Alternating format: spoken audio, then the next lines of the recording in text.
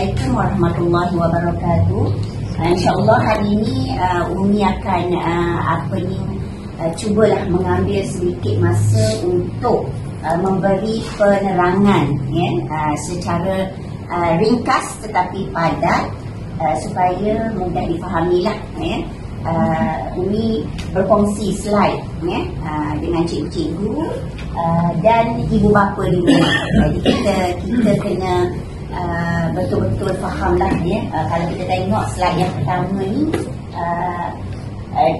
di sini tertera pemerkasaan PBB. Ni Umi dah bagi pendedahannya kepada Mak Ayah ketika kita buat seminar ibu bapa hari itu. Tapi kita berfokus kepada persiapan kesediaan anak-anak tahun 4, 5 dan 6 untuk menduduki ujian akhir sesi akademik ataupun secara ringkasnya UASA. Jadi kita pergi kepada slide seterusnya lah. Okey, jadi dia sebenarnya bila kita sebut pemerkasaan PBB ni, apabila PBB mula diperkenalkan dengan pentaksiran murid berasaskan TP.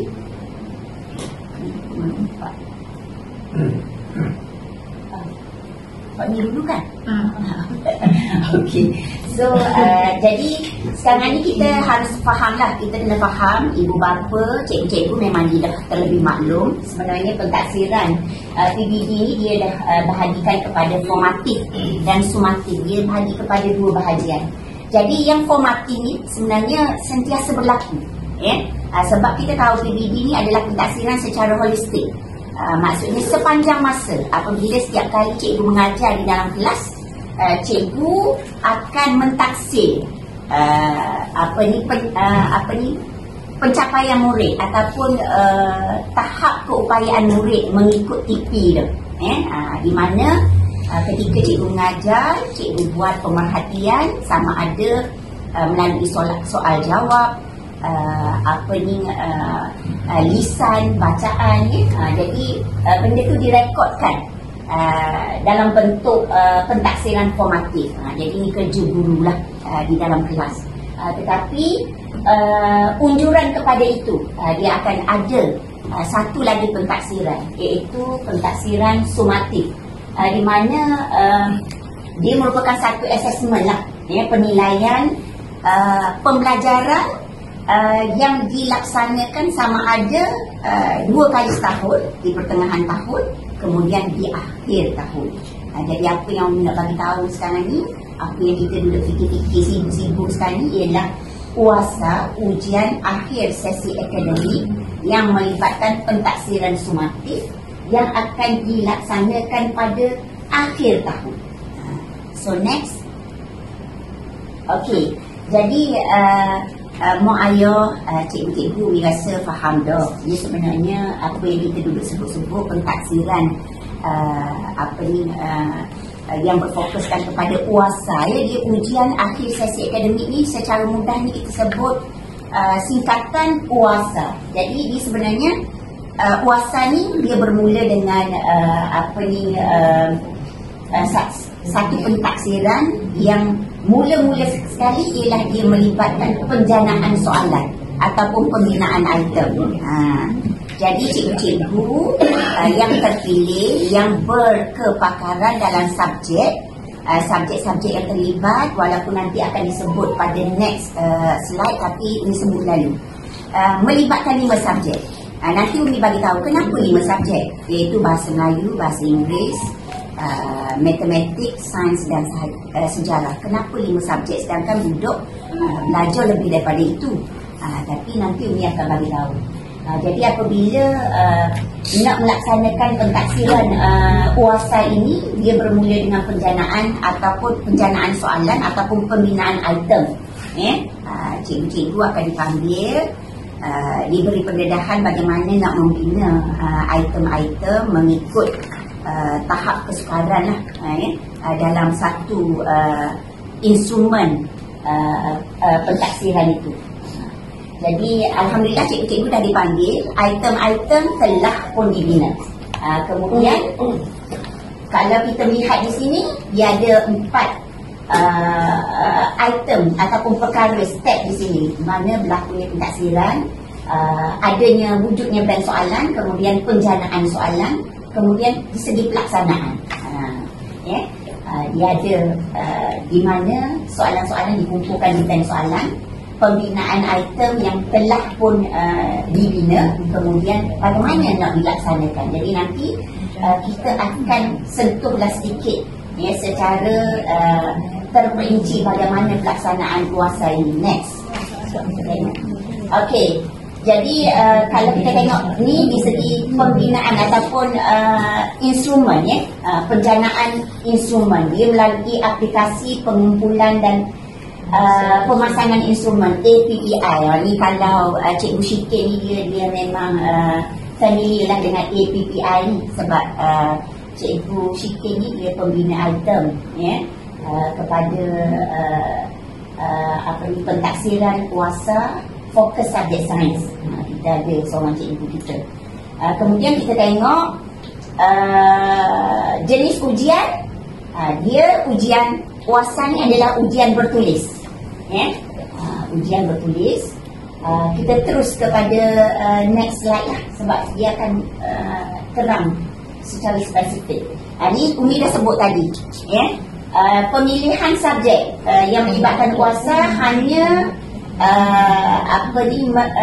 melibatkan 5 subjek sahaja, iaitu bahasa Melayu, bahasa Inggeris, matematik, sains dan sejarah. Jadi kenapa bahasa Melayu, bahasa Inggeris, matematik, sains ini dipilih? Kalau kita tengok selaras, sebab dia ataupun justifikasi dia ialah selaras dengan matlamat pendidikan rendah, iaitu penekanan kepada 4M: membaca, menulis, mengira dan menakul. Jadi ada komponen elemen 4M dalam 4 subjek ini. Kemudian kenapa pula sejarah dipilih? Kita pelik kok semua di sejarah, sebab kita tahu biasanya mata pelajaran kelas saja. Dia sebenarnya sejarah ini dipilih disebabkan oleh tujuan dia untuk memupuk dan memperkukuh semangat sedia negara dan jati diri. Dan sejarah juga merupakan mata pelajaran wajib lulus di peringkat SPM. Sebab itulah rasional. Okay, next. Kita pergi kepada bagaimana mekanisme ataupun apabila ada instrumen ataupun instrumen pentaksiran itu, jadi bagaimana ianya ditaksir. Jadi Umi nak jelaslah, cikgu-cikgu jelas bahawa sebenarnya nanti apabila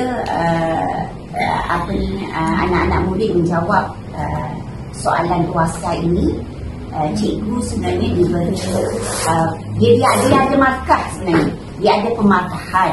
Kemudian pemarkahan itu akan kita masuki dalam satu sistem, dalam satu sistem, dan sistem itu nanti akan dijana dalam bentuk TV. Sebab tu dia kata berdasarkan 6 tahap penguasaan tu. Jadi kalau TV 1, TV 6 ni Umi yakin dan percayalah, mak ayah pun dah faham lah, itu adalah tahap penguasaan murid. Dan dia ada deskriptor, dipanggil pernyataan deskriptif. Apabila anak itu mendapat TV 1, ambil dia punya penerangan dia. Dia ada tahap-tahap huraian. Deskriptif ni adalah huraian bagi setiap tahap penguasaan. Tapi setakat ni kita nak tengok lagi lah deskriptor tu, sebab sistem itu belum lagi dikeluarkan. Jadi nanti apabila soalan itu nanti, untuk pengetahuan mak ayah, soalan-soalan ini nanti pihak sekolah akan muat turun daripada satu aplikasi Google Classroom. Jadi kita muat turun soalan itu, kemudian kita akan perbanyakkan di peringkat sekolah, kemudian kita laksanakan ujian itu mengikut tempoh ataupun mengikut ketetapan di peringkat sekolah lah, tidak akan sama dengan sekolah-sekolah lain. Jadi itu antaranya. Kemudian seterusnya, kalau kita tengok slide yang seterusnya. Okey, ini adalah peranan. Jadi kalau kita tengok peranan sekolah sebenarnya peranan guru besar selaku pentadbir, fikir-fikir, jadi kita yang sebenarnya telah pun melaksanakan tugas dan tanggungjawab kita, di mana penataran kuasa ni telah pun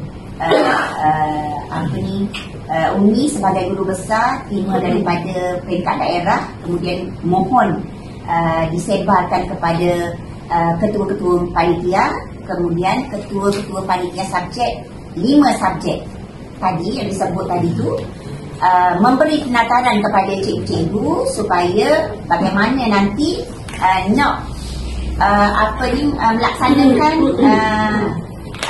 memberi pemahaman kepada murid lah, format-format soalan yang melibatkan subjek, 5 subjek tadi.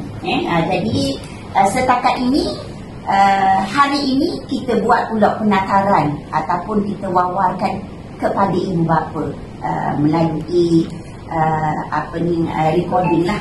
Jadi Umi harap ibu bapa bolehlah menghayati apa yang Umi bagi tahu ni supaya kita faham lah. Bila sebut puasa nanti ada faham dah sebenarnya anak-anak perlu menduduki puasa. Okey, kita pergi seterusnya. Okey, jadi apabila soalan ini nanti boleh dijana, tugas dan tanggungjawab seorang guru iaitu kalau kita ni penyelaras PBB lah, kita tak ada SU peperiksaan abang dok. Jadi penyelaras PBB nanti akan muat turun soalan-soalan tersebut, dan guru mata pelajaran, kita tengok tugasan guru mata pelajaran di sini. Dia kena periksa kertas, periksa kertas, tapi cikgu jangan risau, nanti cikgu-cikgu akan dipanggil bagaimana nak memeriksa kertas. Dia akan ada skema lah, dia akan ada rubrik. Kalau budak jawab ini, maka sekadar dia begini, kita nak letak dia punya pemarkahan itu. Jadi setakat ini cikgu-cikgu belum lagi dipanggil. Nanti apabila mungkinlah Umi selepas Umi dapat penataran daripada peringkat negeri ini, akan ada lah tempoh-tempoh pelaksanaan yang lebih jelas. Kemudian yang seterusnya guru mata pelajaran dia kena melaksanakan penyelarasan penskoran. Bermaksudnya kalau katakanlah kita tahun 5 ada 2 kelas, tahun 4 ada 2 kelas, tahun 6 ada 2 kelas. Jadi kita kena tally antara cikgu A dengan cikgu B, bagaimana nak menetapkan pemarkahan tu lah, sebab kita tak mau bias. Jadi kena bincang. Kalau katakanlah jawapan dia begini, sebenarnya cikgu-cikgu dia dah ada pengalaman dah ketika dulu marking kertas UPSR dulu pun dah ada pengalaman. Dia lebih kurang begitu je lah, untuk kita menjelaskan bahagian meletak skor itu. Kemudian merekod skor. Jadi nanti akan diberi penjelasan juga bagaimana nak rekodkan dalam sistem. Macam ni kata tadi lah, dalam markah dia convert kepada TP. Okey, seterusnya ni adalah tempoh masa. Jadi kalau kita tengok dia bermula tempoh masa sini, dia letak tahun 2023 dah, tahun depan 1 Januari 2023. Jadi dalam bulan Januari itu penyelaras PBD dia boleh muat turun dan cetak instrumen. Jadi kena get ready lah. Penyelaras minggu kedua tu, bulan Januari minggu kedua, M2 tu kena muat turun dan cetak instrumen. Kemudian minggu yang keempat muat turun dan panduan penskoran. Jadi sebenarnya panduan penskoran ini akan ada dalam sistem juga. Jadi kita boleh bayangkan sistem yang akan diperkenalkan nanti yang melibatkan kuasa ni merupakan satu sistem yang lengkap lah. Bukan saja kita boleh muat turun soalan, ada juga rubrik di dalam tu, kemudian keluarkan soalan, melaksanakan ujian, masuk pula markah, dia akan jana pula dalam itu. Tu sistem dia secara mudah ni. Jadi tempoh di situ kita tengok minggu ketiga, minggu kelima, keenam pemeriksaan jawapan murid. Sebab bila cikgu-cikgu dah ada dah panduan untuk marking, buat saya makan, maka dia akan ada seterusnya buat pemeriksaan lah, skor budak tu.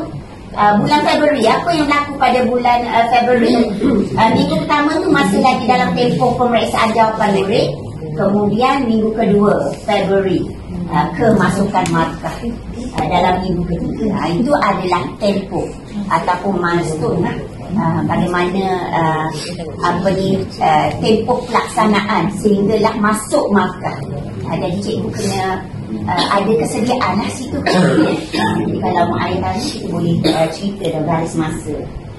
So next, okay, ini Umi tak maknanya tak perlulah Umi rasa Umi perjelaskan tentang APPI ni, sebab sebenarnya dia lebih merujuk kepada personal yang telah dilantik untuk membina instrumen ataupun item.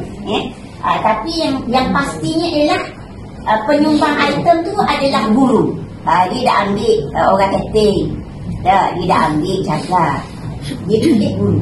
Guru yang macam mana? Guru yang bermutu dan berkualiti, berkepakaran. Kemudian instrumen pun memang sah-sah lah, ada keesahan, ada reliability dan validity dalam pembinaan soalan. Bermaksudnya dia ada quality di situ. Kemudian dia ada JSU, jadual spesifikasi ujian. Jadi kita tak nak petikai dah. Maknanya kita tak nak petikai dah. Soalan ni boleh tiru ke tak? Bocor ke tak? No. Sebab dia dalam pembinaan instrumen itu tu dia dah ada kawalan. Kemudian instrumen berbeza dan standard. Macam kita kata tadi lah, dia ada laras dia. Sama ada dalam satu set ujian itu dia ada soalan aras mudah, aras sederhana dan aras sukar. Okay, next. Ni proses dalam APPI. Umi sebut dah tadi, kita boleh scroll je cepat je kita pada next ni. Okay, ada lagi? Tak ada dah, habis dah. Thank you. Sebab itulah Umi rasa benda ni sebenarnya mudah saja untuk kita fahami, tapi dia sebenarnya nak jelas bagaimana prosedur daripada pembinaan item, daripada bagaimana soalan-soalan itu diletakkan dalam sistem, dimuat turun, kemudian diberi cikgu-cikgu diberi panduan penskoran, ada tempoh untuk pelaksanaan ujian, kemudian tempoh untuk cikgu marking atau buat pemeriksaan kertas, dan kemudian masukkan skor, maka masa itu selesai lah. Dan Umi rasa untuk yang kita kongsikan kepada ibu bapa, itu saja untuk pemahaman ibu bapa. Jadi kita boleh stop recording.